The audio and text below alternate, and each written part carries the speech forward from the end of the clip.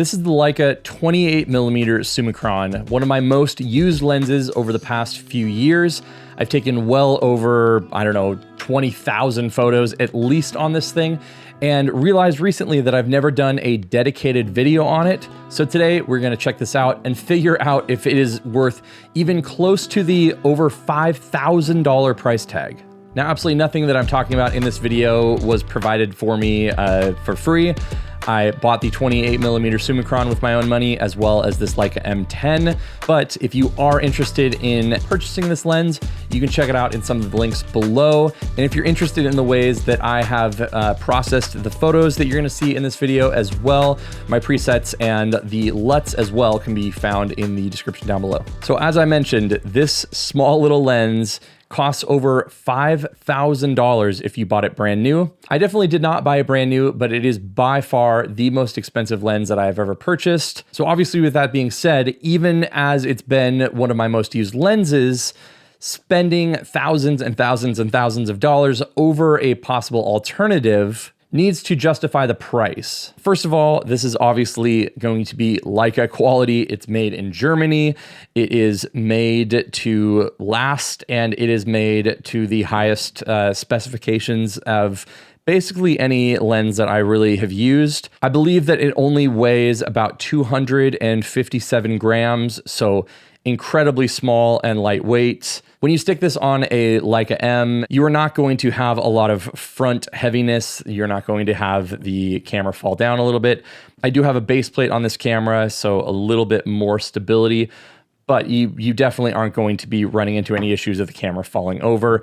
It is very balanced, very easy to carry, no issues there. I will say that the lens hood, which I really do enjoy, it looks great, especially on this version 2. So it's definitely upgraded a lot of the things from the version 1. The version 1 lens hood is something that I really don't like at all. It's enormous. This one looks much better. It fits into the aesthetics of the lens and the camera. But when you do pull it up to your eye, it is going to come into the bottom, bit of the frame. If you've looked through a viewfinder, the very, very corner of it does end up encroaching into the 90mm frame lines. So it's obviously going to be getting into the range of being obtrusive if you are someone that wants to see the entire viewfinder. If you're curious and want to use it without the lens hood, it does encroach into the 75mm frame lines a bit without the lens hood. So if you are a purist in that way and really want to see everything for some reason, that's kind of where the blockage is going to be. Now, the reasons that I picked this up specifically are I do a lot of wedding stuff. I need something that is going to separate my subject, and I need something that's going to be good in low light. The 28mm Summilux is like $7,000, so more out of the price range even than this was. And it is significantly larger. The thing about this is the F2 version is definitely a kind of sweet spot where it's very easy to carry around and walk around with. This could definitely be a personal lens, a personal camera setup here. It's not that much bigger than the 2.8 Elmerit, although it's more expensive, but carrying this around all day or with my family definitely isn't a hindrance, where the Summilux, I would only use that thing for work. There's no way that I would be going out and carrying that thing around for personal use. So that's kind of the compromise I made here. I would have loved to have the extra bits of speed and separation, and that lens does have a really cool look to it, but I definitely was more than okay with trading in the extra kind of special look there for the smaller and more compact size. Now, I wouldn't say this lens doesn't have a look, but this is going to feel weird to say, and this is my own personal opinion, so you might definitely disagree with me.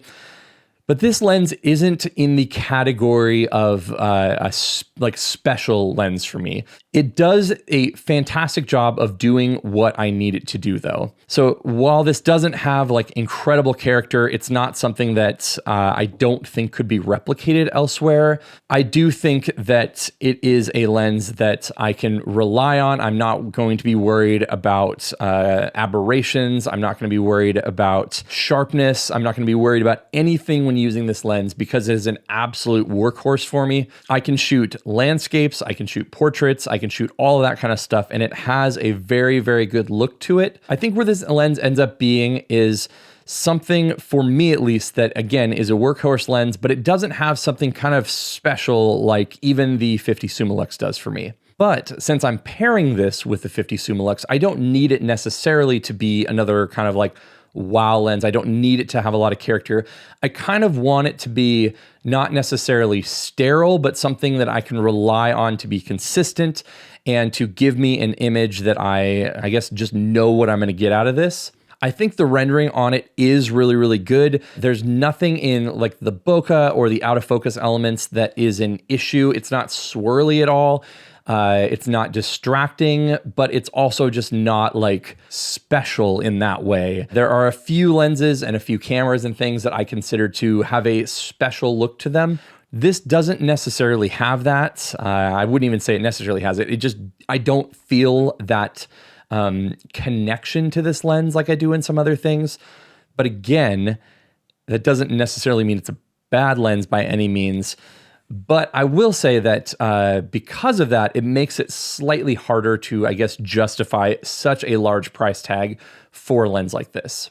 Now, I've definitely said a few times to people that when I reviewed the 28mm Ultron version 2 from Voigtlander, if I didn't already own this lens, I probably would have been more than fine buying that lens, and I probably would have been happy with it. But the fact that I do own this lens, I'm definitely not going to sell it for that 28mm Ultron. One of the things I really love about this lens and pairing it specifically with my 50mm is that the two lenses play so well together. This just gives me a great field of view that 28mm for me is not too wide and it's not too close to the 50mm focal length. Pairing it's just a really good lens that's going to give me enough subject separation when needed on a 28mm focal length, which you aren't going to need that often, with a kind of special lens like the 50mm Summilux, where you are looking for a little bit of character, a little bit of interest in the out of focus elements, a little bit more subject separation. I find this lens to be the perfect lens for me for scene setting as I'm walking in or out of any sort of wedding space.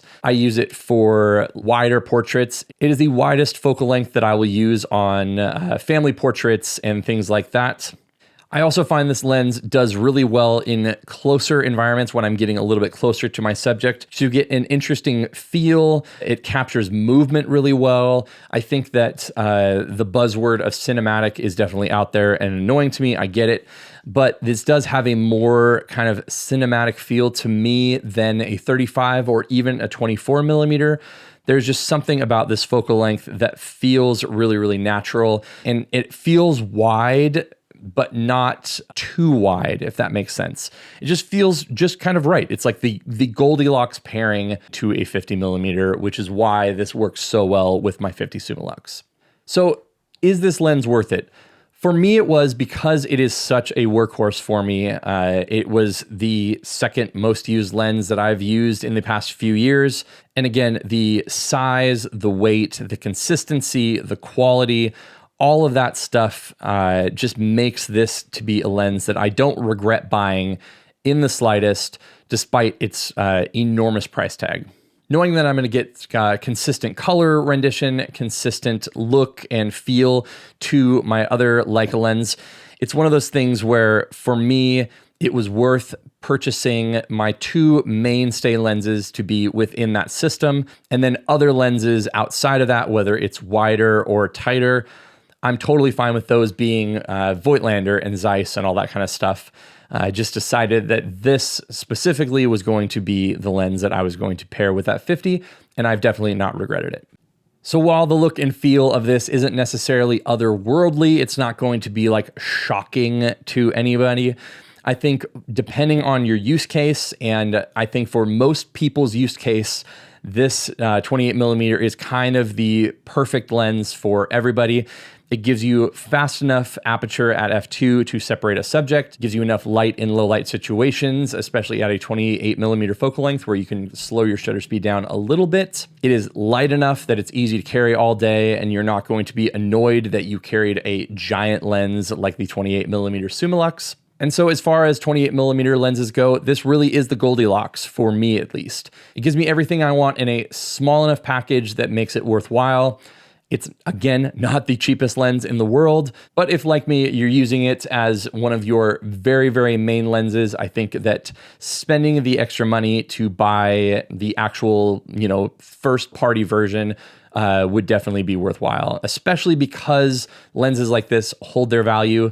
If I went to sell this today, I could probably sell it for the exact amount that I paid for it, if not slightly more. So I always feel like I can take that into consideration when purchasing anything that is actually first party from Leica. So what are your thoughts, especially having looked at all these images and these samples? Do you think this lens is actually worth that $5,000 price tag? Or even on the used market, where it can fluctuate between $3,000 and $4,000 plus, do you think that is worth it? One of the things that I'm going to try to get in pretty soon is a Leica Q of some sort to test this again directly against it. I've done videos on the Leica Q2 monochrome and really love that. So if you're interested in more videos that I've done on 28mm specifically, you can check out this video I did right here, as well as this video on the Q2 monochrome, and I will see you on one of those videos.